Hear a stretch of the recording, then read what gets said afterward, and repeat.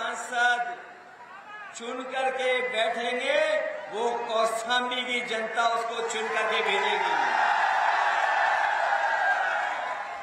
ये इतिहास किसी का दर्ज होने जा रहा है तो वो हमारे कौशाम्बी लोकसभा के महान जनता के नाम पर ये दर्ज होने जा रहा है। इधर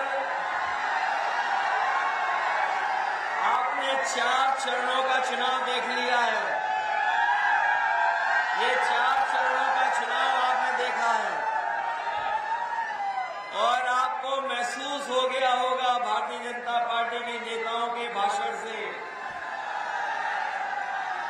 उनकी बातों से आपको पता लग गया होगा कि चौथे चरण में ही भारतीय जनता पार्टी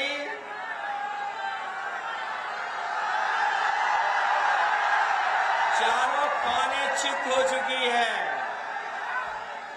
चौथे चरण में चारों खाने चित है और इस 5वें चरण में जब वोट पड़ेगा तो उत्तर प्रदेश से भारतीय जनता पार्टी का सफाया होने जा रहा है।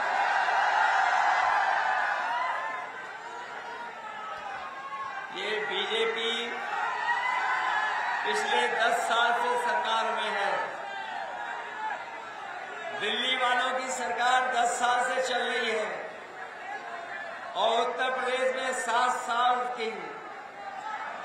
ये आपको 10 साल का हिसाब किताब नहीं करना है इनसे 17 साल का हिसाब किताब मांगना है सरकार वालों से। बताओ 17 साल में 17 साल की सरकार का हिसाब किताब मांगोगे? 17 साल की सरकार में क्या मिला है आपको? और जिनकी हर बात झूठी निकली और इनके वादे झूठे निकले कि नहीं निकले, इन्होंने हमें और आपको ये समझाया था कि बीजेपी की सरकार बन जाएगी तो हमारे किसानों की आय दोगुनी हो जाएगी। ये हमारे किसान भाई होंगे, उनके परिवार के सदस्य नौजवान हमें दिखाई दे रहे हैं।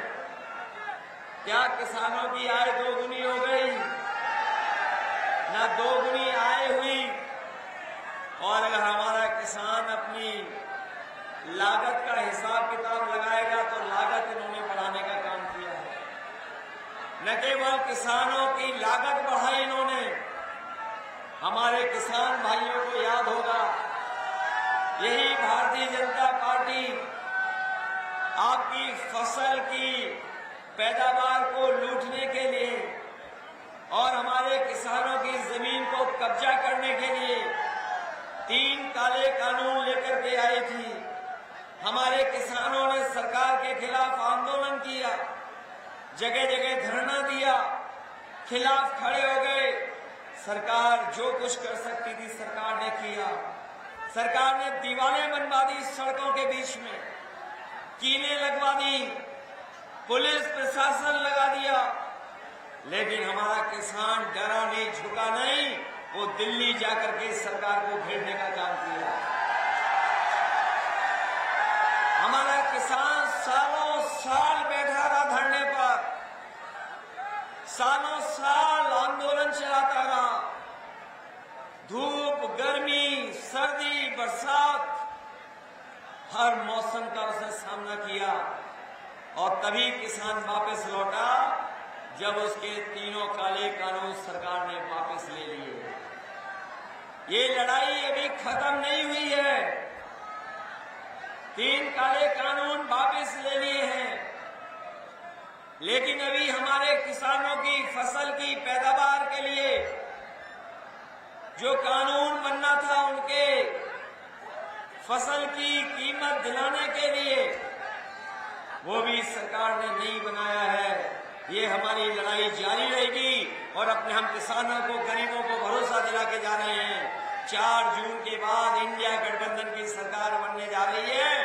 हम अपने किसानों को उनकी पैदावार की कीमत सही मिले, उनको लाभकारी मूल्य मिले, उसके लिए कानूनी अधिकार दिला करके अपने किसानों को खुशहाल बनाने का काम करें।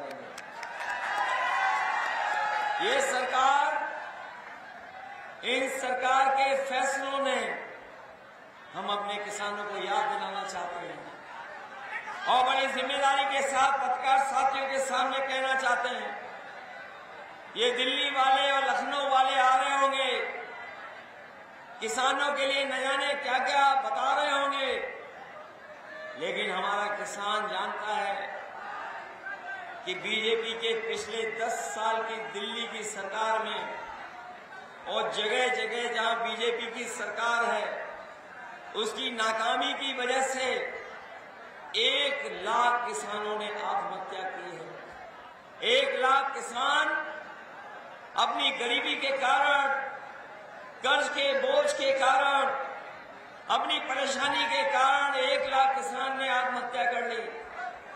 लेकिन ये सरकार मदद नहीं कर रही है।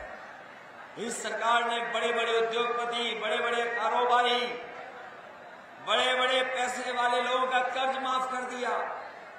जो हमारे जागरूक होंगे, लोग जानते होंगे, इन्होंने 16 लाख करोड़ उद्योगपतियों का कर्ज माफ कर दिया। और जिस समय कर्ज माफ करने का फैसला सरकार ने लिया था, उस समय सरकार ने ये नियम बनाया कि जिनका 5 करोड़ रुपए से ऊपर का कर्ज है, उनका कर्ज माफ होगा। हमारा किसान दुखी रह गया, निराश हो गया, उसे लगा कि उसका भी कर्ज माफ हो जाएगा, लेकिन उसका कर्ज माफ नहीं हुआ। 5 करोड़ से ऊपर वालों का कर्ज माफ कर दिया, उद्योगपतियों का कर्ज माफ कर दिया। बड़े बड़े खासम खास लोग बीजेपी के थे, उनका कर्ज माफ हुआ, लेकिन हमारे किसानों का जो लाखों का कर्जा है, वो इस सरकार ने माफ नहीं किया। हम अपने किसान भाइयों को आज भरोसा दिला के जा रहे हैं। इंडिया गठबंधन, कांग्रेस पार्टी, समाजवादी पार्टी ने तय किया है कि हमारे किसानों का जो लाखों का कर्जा है, सरकार बनेगी अपने किसानों का कर्ज माफ करने का। कर्ज माफ करेंगे। जब ये 16 लाख करोड़ माफ कर सकते हैं, करोड़ों करोड़ों रुपए लोगों के माफ कर सकते हैं, तो हम अपने गरीबों का, किसानों का लाखों का कर्जा भी माफ करेंगे। जहां किसान दुखी है, वहीं हमारे नौजवानों के भविष्य के साथ खिलवाड़ की सरकार है। हमारा नौजवान जो नौकरी और रोजगार चाहता था, इसके भविष्य को अंधकार में डाल दिया। हमारा नौजवान जो पढ़ा लिखा है, मेहनत करना जानता है, कठिन परिश्रम से अपनी कोचिंग कर करके इसने परीक्षाओं की तैयारी की, जिससे इसको नौकरी मिल जाए, लेकिन नौकरी नहीं दी सरकार ने। जो भी परीक्षा हुई, उसके पेपर लीक हो गए, सब पेपर लीक करा दिए। और हमारा नौजवान ये जानता होगा, क्योंकि इलाहाबाद के पास के लोग हैं, इलाहाबाद में भी पढ़ते होंगे। इलाहाबाद और आसपास के हमारे नौजवान जो पढ़ाई लिखाई करके नौकरी पाना चाहते थे, लेकिन हर पेपर लीक करा दिया सरकार ने। और ये 1, 2, 3, 4, 5 पेपर लीक नहीं हुए हैं, इस सरकार में 10 से ज्यादा पेपर लीक हुए हैं। और अभी अभी कुछ दिन पहले याद होगा, इन्होंने पुलिस की भर्ती निकाली थी,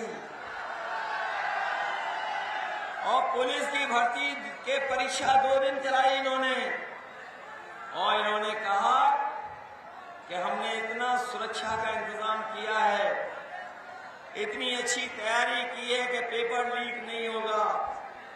लेकिन हमारे नौजवान जानते होंगे, जो परीक्षा देकर के आए होंगे, पहले दिन, दूसरे दिन परीक्षा दी, और जब वो घर लौट करके पहुंचे तो पता लगा पेपर लीक हो गया। पेपर रद्द करने के लिए उन्हें लड़ना पड़ा, पेपर उसका भी लीक करा दिया।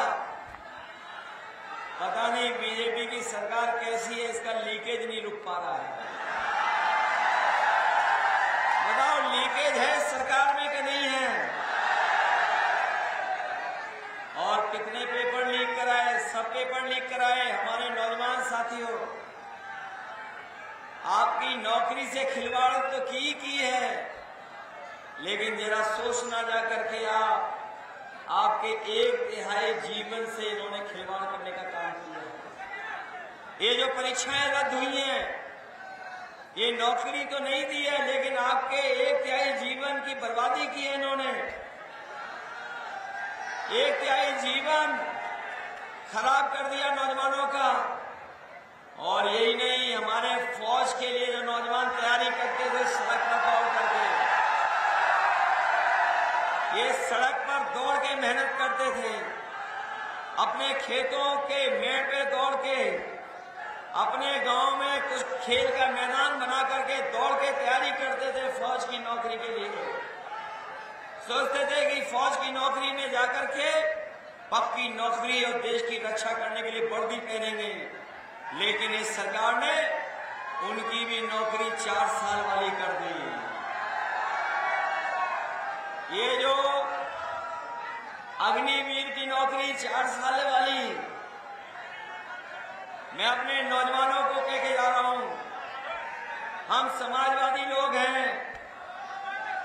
नेताजी ने बहुत सुविधाएं दी थी फौज के लोगों को, और एक समय ऐसा भी आया था कि जिस समय नेताजी डिफेंस मिनिस्टर थे और उन्होंने फैसला लिया था कि जो भी शहीद होगा वो अपने पूरे सम्मान के साथ उसके घर परिवार के बीच में ले जाया जाएगा, जवान उसको आखिरी दर्शन के लिए।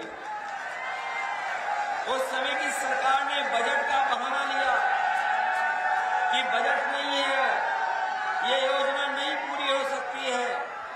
नेताजी ने कहा था उस समय कि हमारे किसान और गरीब परिवार का बेटा सीमा की रक्षा करता है, इसके लिए चाहे जितना भी बजट लग जाएगा, अगर वो शहीद होगा तो सुविधाओं के साथ साथ पूरे सम्मान के साथ उसके घर परिवार के बीच में आखिरी दर्शन के लिए लेकर जाएगा। लेकिन आज जो अग्निवीर की नौकरी है, इसमें कोई सुविधा नहीं है, और अगर शहीद भी हो गए तो आपको सम्मान के साथ नहीं लेकर के आएंगे। इसलिए हम आपसे कह के जा रहे हैं कि ये आधी अधूरी नौकरी को हम लोग स्वीकार नहीं करेंगे। अग्निवीर समाप्त होगी और पक्की नौकरी और पक्की वर्दी पहनाने का काम भी समाजवादी सरकार में होगा। मैं जब अपने खाकी वर्दी पहने हुए भाई लोगों को देखता हूं तो मैं इन्हें भी सावधान करना चाहता हूं कि अभी तो फौज की नौकरी 4 साल हुई है, ये बीजेपी वाले दोबारा आ गए तो इनकी भी नौकरी 3 साल की हो जाएगी।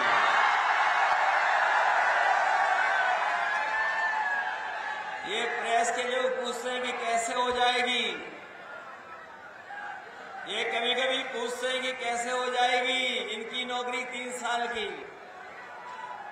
मैं उन प्रेस के साथियों से पूछता हूं कि बताओ, आपको पता था कि हवाई जहाज बिक जाएंगे? आपको पता था कि हवाई अड्डे बिक जाएंगे? क्या आपको पता था कि रेलवे स्टेशन बिक जाएंगे? क्या आपको पता था रेल बेच देंगे? क्या आपको पता था इलाहाबाद बैंक बेच देंगे? क्या आपको पता था कि नौकरी आउटसोर्स कर देंगे? क्या आपको पता था कि बोरी से चोरी हो जाएगी? तो फिर अगर फौज की नौकरी 4 साल हो सकती है तो हमारे खाकी वर्दी पहनने वालों की भी 3 साल की नौकरी बीजेपी वाले कर देंगे। और हमें तो ये भी पता है कि इन्हें वोट डालने के लिए अधिकारी केवल दस्तखत करा ले रहे हैं, वोट भी नहीं डालने दे रहे हैं। नहीं मानते हो, जब हम चले जाएं तो अकेले में पूछ लेना आप लोग भी। इसलिए सावधान हो कि नहीं हो।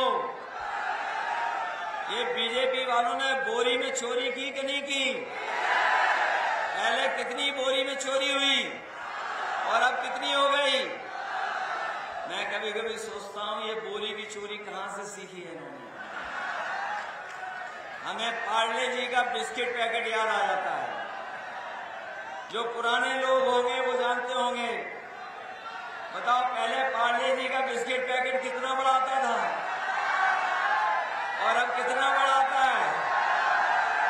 जैसे जैसे महंगाई बढ़ी और इन्होंने मुनाफा कमाना शुरू किया तो बताओ पैकेट छोटा हो गया कि नहीं हो गया। और याद रखना, ये बीजेपी वाले फिर आ गए तो आपको एक बिस्किट का पैकेट ही खरीदना पड़ेगा, वो भी पैकेट एक बिस्किट का होगा। बताओ महंगाई बढ़ा दी कि नहीं बढ़ा दी? डीजल महंगा कर दिया कि नहीं कर दिया? आपकी किताबें, कॉपी, जरूरत का सामान महंगा हो गया कि नहीं हो गया? और वो लाल वाला सिलेंडर जो घर में खाली रखा है वो कितना महंगा हो गया? ये नौजवान जानते होंगे जो मोटरसाइकिल चला के आए हो, बताओ 10 साल पहले कितने रुपए की थी? 5 साल पहले कितने रुपए की थी और आज कितने रुपए की है? बताओ 1 लाख रुपए के ऊपर की हो गई कि नहीं हो गई? ये हमारे बुजुर्ग जानते होंगे, आपके जमाने में साइकिल कितने रुपए की थी? 1000 रुपए की। बताओ 1000 रुपए की साइकिल थी, आज कितने की साइकिल बिक रही है? बताओ महंगाई बढ़ा दी कि नहीं बढ़ा दी? पहले बताओ पैरासीटामोल की गोली जो बुखार उतारती थी 500 मिलीग्राम की, और आज बताओ कितने रुपए की हो गई? आज महंगी हो गई कि नहीं हो गई? पहले 500 mg पैरासीटामोल की गोली बुखार उतार देती थी, अब 650 mg की भी गोली बुखार नहीं उतार रही है। बताओ महंगी हो गई दवा कि नहीं हो गई? और इन्होंने जो जबरदस्ती वैक्सीन लगवाई, याद है आपको कि नहीं याद है? सबको वैक्सीन लग गई कि नहीं लग गई? हमने नहीं लगाई, हमारी जान सुरक्षित है। बताओ इन्होंने वैक्सीन लगवा के जान को खतरा पैदा कर दिया कि नहीं कर दिया? अब तो जान गए होगे आप कि वैक्सीन जिन जिनको लगी है उनको गंभीर बीमारी होगी, जल्दी हार्ट अटैक भी हो सकता है। हमें आपको तो लगाई वैक्सीन, ये हमारे खाकी वर्दी पहनने वाले भाइयों को तो जबरदस्ती लगवा दी थी। और अब वैक्सीन लगाने वाली कंपनी ये कह रही है, नहीं कह रही है कि वैक्सीन हम वापस ले लेंगे। बताओ वो वैक्सीन कंपनी कह रही कि नहीं कह रही? अब ये बीजेपी वाले बताएं जो वैक्सीन लग गई है वो हमारे शरीर से वापस कैसे लोगे? बताओ कैसे वापस आएगी? बताओ धोखा दिया इन्होंने कि नहीं दिया? हमारी सरकार में याद होगा लैपटॉप कितना बड़ा मिलता था, और जिन जिन के घर में मिला होगा वो आज भी चल रहा होगा, उसकी भी नकल कर ली इन्होंने। हम लोगों ने लैपटॉप दिया तो जब ऑन करते थे तो नेताजी और हम लोग दिखाई देते थे, उसकी भी नकल कर ली। हम लोगों ने इतना बड़ा लैपटॉप दिया, इन्होंने इतना फोन कर दिया और इतना रद्दी दिया है कि उंगली घिसते रहो तो वो चलता ही नहीं है। और याद है जब राशन आपको मिला था, पहले राशन दे रहे थे, तो जब राशन मिल रहा था तो चना दे रहे थे, दाल दे रहे थे और रिफाइंड तेल भी दे रहे थे। बताओ राशन में अब क्या दे रहे हैं आपको? क्या दे रहे हैं राशन में? ये कोई नई पौष्टिक चीज दे रहे हैं आपको लगता है? ये बहुत पौष्टिक है क्या? इसलिए अपने गरीबों को हम कह के जा रहे हैं, कल ही हम लोगों ने और कांग्रेस पार्टी ने तय किया है कि अपने गरीबों को जो राशन दिया जा रहा है वो सबसे खराब राशन दिया जा रहा है, उस राशन की गुणवत्ता बेहतर करेंगे। और जो मात्रा मिल रही है वो मात्रा ठीक नहीं है, उस मात्रा को भी बढ़ाएंगे। न केवल राशन की गुणवत्ता बढ़ाएंगे, मात्रा बढ़ाएंगे और जिस तरीके से संपन्न लोग और बड़े लोग पैकेट का आटा खरीद करके खा रहे हैं, जो गुणवत्ता में अच्छा है, वो पौष्टिक भी है, हम लोगों ने तय किया है समाजवादी पार्टी और इंडिया गठबंधन ने कि जब सरकार बनेगी तो राशन की गुणवत्ता बेहतर करेंगे और पौष्टिक आटा के साथ साथ आपको डाटा भी फ्री देने का काम करेंगे। जो आटा पौष्टिक होगा वो स्वास्थ्य बेहतर रखेगा और वही डाटा हमें और आपको आगे बढ़ने का मौका देगा। आज हर चीज ऑनलाइन है, पढ़ाई से लेकर के जानकारी से लेकर के फॉर्म भरने तक। इसलिए जब ये टेलीफोन कंपनियां आई थी तब फ्री डाटा दे रहे थे, अब पैसे वसूल रहे हैं। इसलिए आटा के साथ साथ हम लोग डाटा भी फ्री देने का काम करेंगे और अपने साथियों से हम भरोसा दिलाते हैं कि जिस तरीके से 30 लाख नौकरियां सरकारी विभाग में अभी तक नहीं दी गई हैं और ये नौकरियां इसलिए नहीं दे रहे हैं क्योंकि उन्हें आरक्षण देना पड़ेगा। हम अपने तमाम लोगों को कह के जा रहे हैं कि जो सरकारी नौकरियां खाली हैं 30 लाख, पूरा का पूरा आरक्षण दे करके अपने नौजवानों को आगे बढ़ाने का काम करेंगे। इसलिए मदद करो सब लोग मिलकर के, मदद करोगे सब लोग, पुष्पेंद्र सरोज की मदद करोगे आप। ये नौजवान साथी है, बाहर से पढ़ करके आया है। जो लोग बाहर से पढ़ करके आए, हम भी बाहर से पढ़ करके आए। जब हम बाहर से पढ़ करके आए तभी हम एक्सप्रेस वे दे पाए आपको। हम बाहर से पढ़ करके आए तो हमें महसूस हुआ कि हमारे गरीब परिवार के बच्चों पे भी लैपटॉप होना चाहिए, से लैपटॉप देने का काम किया। और यही नहीं, एम्बुलेंस आपकी हम लोगों ने शुरू की थी। आप फोन मिलाते थे, आपके घर परिवार में कोई बीमार होता था तो उसे अस्पताल पहुंचाने के लिए इंतजाम किया था। और यही नहीं, हमारे पुलिस के लोग जानते होंगे, थानों में गाड़ियां नहीं होती थी। अगर कोई आता था, घटना होती थी, मदद के लिए आता था, तो पुलिस वाले कहते थे कि पहले डीजल भरवाओ तब हम तुम्हारे संग चलेंगे। लेकिन हम लोगों ने अमेरिका से सीख करके न्यूयॉर्क पुलिस जैसे काम करती है, ये हमारे पुलिस के अधिकारी जानते होंगे, जिन अधिकारियों को मैंने अपने साथ लगाया था कि इस काम को हमारी मदद करिए। और न केवल आपके उत्तर प्रदेश का बल्कि देश का सबसे बेहतर पुलिस को रिस्पॉन्स सिस्टम डायल 100 अगर किसी ने दिया था तो समाजवादी लोगों ने देने का काम किया था। ये डायल 100 सरकार ने इसका भी नंबर बदल दिया। सरकार ने 100 से 112 कर दिया। तो हमारे खाकी वर्दी पहनने वाले भाइयों को लगा कि जब नंबर बदल गया है, 100 से 112 हो गया है, तो हमें भी अपना रेट बढ़ा देना चाहिए। और अब जब फोन मिलाते हैं तो सुनने में आया है कि पुलिस पहुंचती है तो दोनों से पैसा वसूल लेती है।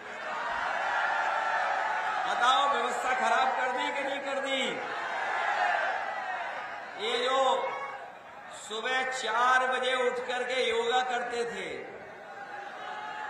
ये जो दावा करते थे लखनऊ वाले जो आपके बगल में आए थे, जो लखनऊ वाले हर काम को उल्टा पुल्टा करते हैं। एक बार उनसे हम लोगों ने कुछ सवाल पूछ लिया नौकरी को लेकर के, तो बोले 46 में 56 लोगों को दिए नौकरी हमने। वो उल्टा पुल्टा बोलने वाले आए थे बगल में, सुना है मैंने। आए थे क्या बगल में?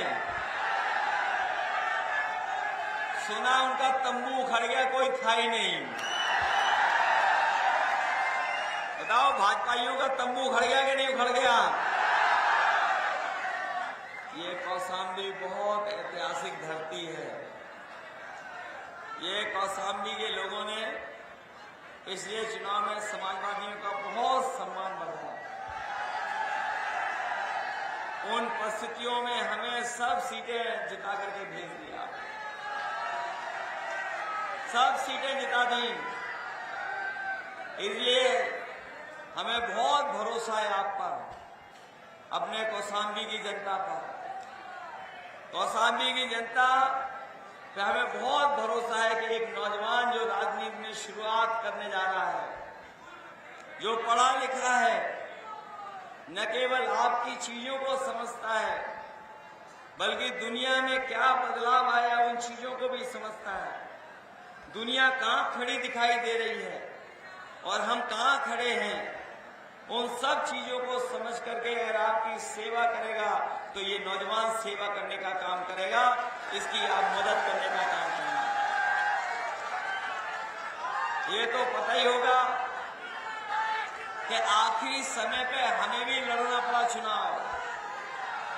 ये तो आपको पता होगा कि आखिरी दिन हमें भी पर्चा भरना पड़ा चुनाव के लिए।